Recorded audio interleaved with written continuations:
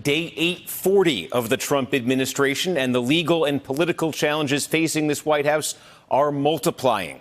It has been 6 weeks now since the special counsel, Robert Mueller, ended his investigation, which had loomed as a potential giant threat to the Trump presidency. Now, the drumbeat from Democrats is getting louder for Mueller to appear before Congress and to testify about his report. The question, whether Trump and the White House will try to stop him from doing so. Here's what the president had to say about that today.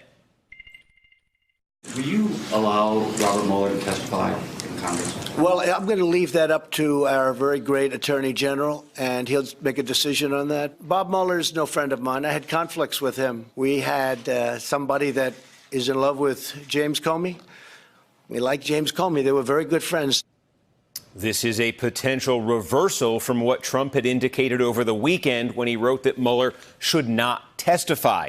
Earlier this evening, former FBI Director James Comey, who was fired exactly 2 years ago today, had this to say about Mueller and about Trump's remarks.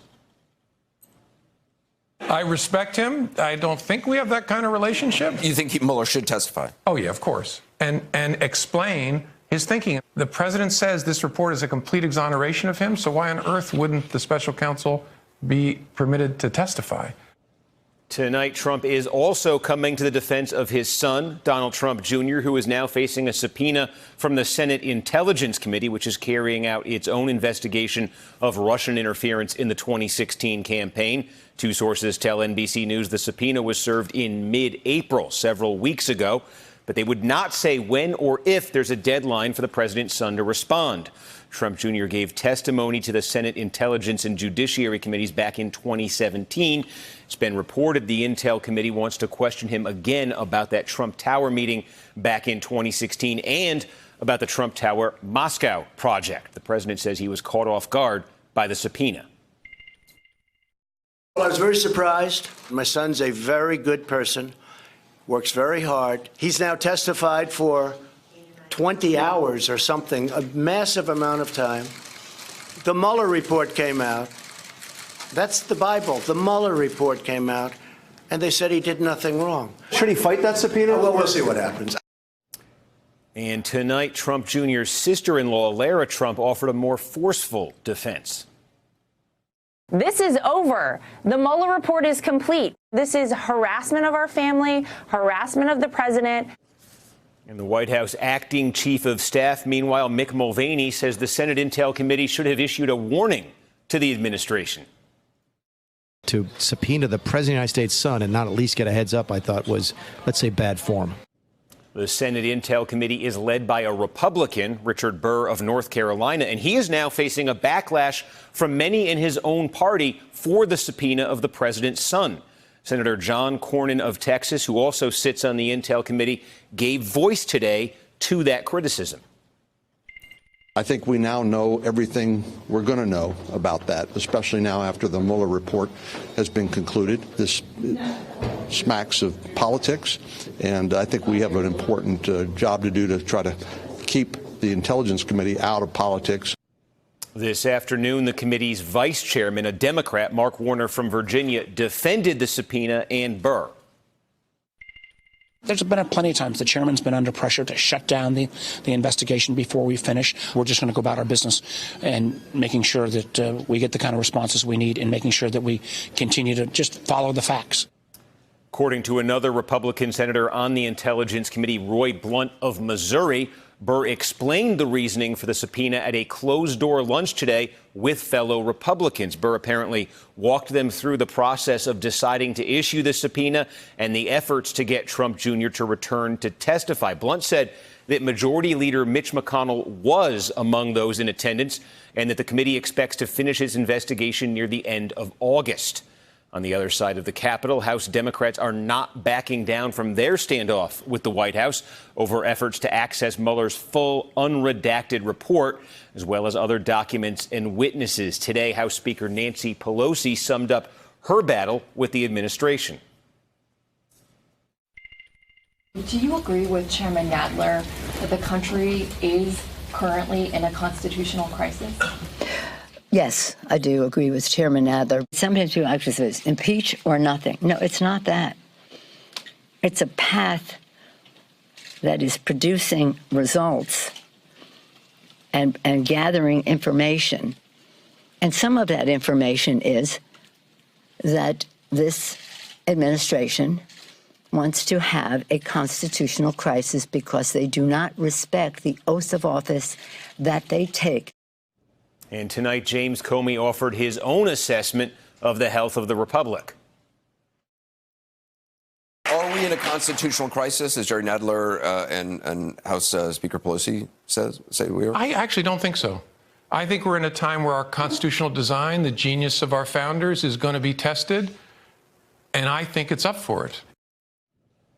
And here for our leadoff discussion on a Thursday night, Philip Rucker, Pulitzer Prize-winning White House bureau chief for The Washington Post, Annie Carney, White House reporter with The New York Times, Matt Zapotosky, national security reporter for The Washington Post. He also contributed to the Post edition of the Mueller Report, and Jeffrey Kramer, former assistant U.S. attorney for the Northern District of Illinois and former Manhattan assistant DA, now with the Berkeley Research Group. Thanks to all of you for being with us. Let me start on these mixed signals we've been receiving from the president and from the White House in terms of how they plan to approach this standoff with Congress. You've had the president saying over the weekend, as we mentioned, tweeting over the weekend, that he does not think that Mueller, the special prosecutor, should be testifying. Then today, seeming to change his public tone on that. You've had the president saying he believes there should be no cooperation from the administration on these investigations that Democrats have initiated. But now you have this report. I can read from it tonight from the New York Times, saying that behind the scenes, quoting from the Times here, Trump has asked some confidence why they should not just reveal everything in the 448-page Mueller report, the vast majority of which has already been made public. But he has also said he wants everyone to move on so he can concentrate on a presidential agenda, a sentiment he expressed on Twitter throughout last weekend. It's interesting reporting there, Annie, because it suggests for all of the public posture that we see from Trump behind the scenes, maybe there's some uncertainty about the strategy. Well, I think there is definitely some uncertainty about the strategy. And I think for Trump, it likely comes from the fact that he's going mostly off of media reports of what's in the Mueller report and how things are playing than having actually read the entire document himself. In terms of his flip today, in terms of saying he's going to leave it up to Barr to decide whether or not Mueller should testify, it was a reversal from his weakened position. And I'm told that there was some talking him down, and there is a sense that there could be a legal argument for Barr to make that Mueller did not choose to prosecute the president, therefore he shouldn't say another word. And the president's lawyers think that that could be a winning argument for Barr to say no. And then there's another school of thought that maybe Mueller testifying isn't really a slam dunk. And the show would go on for Trump. So this comes back to also the dichotomy of if he thinks that he was totally exonerated and Mueller did his job as American hero, or if he thinks that it's not that. He keeps going back and forth between victim and victor. It's all part of the same big split in his thinking about what actually happened here. And Phil, that report from the New York Times that I was quoting from there suggests that perhaps the White House's attitude here is to be provocative with the Democrats in Congress, to essentially call the question, either move forward with impeachment or move on from the whole thing. Do you have a sense that the White House is trying to either trigger something on the impeachment front or try somehow to get this all off the table? Well, I think, Steve, we're mistaken to think that there's a grand strategy at play here. And what Annie laid out is exactly right. The president's reacting to news coverage. He's reacting to the sense every day of whether he's winning or whether he's losing. And what's missing is intellectual consistency. If he believes that the report completely exonerated him, as he's been saying, there should be no problem having Mueller testify. But, of course, he knows that's not what the report said in full, and that a testimony, hours of testimony on camera by Mueller would be not only an extraordinary sort of blockbuster moment here in Washington, but could be politically very damaging for the president because it would air a lot of this bad behavior that's documented in the report, but in a compelling sort of live way on video for Americans back home to watch and consume and take note of. Matt, it's interesting. One of the things that Democrats in Congress, as they pursue these investigations, as these subpoenas start flying, one of the things they seem to be coming up against here are replies from the administration that are basically saying, hey, what you're looking for, there's no obvious legislative purpose for it, therefore not going to be any cooperation that's forthcoming here. That equation, as I understand it, could potentially change if the House were to open a formal impeachment inquiry. Their latitude for pursuing information, for pursuing testimony, documents from the administration would greatly increase.